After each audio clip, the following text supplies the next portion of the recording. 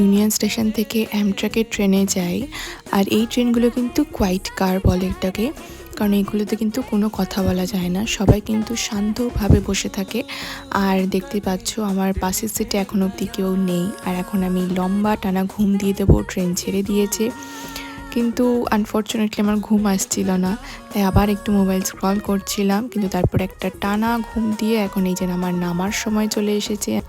এই ট্রেনটাতে পাক্কা 3 ঘন্টা লাগে। 5টার সময় ট্রেনটা ছাড়ে আর আমি পৌঁছে যাই 8টা 6 নাগাদ। এই যে এখন দেখো নিউইয়র্ক স্টেশনে নেমে গেছি। এখন আমি আবার একটু গিয়ে বসবো, কারণ আমার হচ্ছে 8টা 45-এর শাটেল। তো সেই শাটেলটাই ধরতে হবে, ওটাই আমাদের লাস্ট শাটেল। তারপরে আর কোনো শাটেল নেই। আর আমি যেমন টাইমে আসি তখন আমি 8:45-এর শাটেলটাই ধরতে পারি অফিসের জন্য। আর তোমরা নিশ্চয়ই স্টেশনটা অনেকবার দেখেছো। আর নিউইয়র্ক স্টেশন হচ্ছে নিউ ইয়র্কের জাস্ট আগে স্টেশন।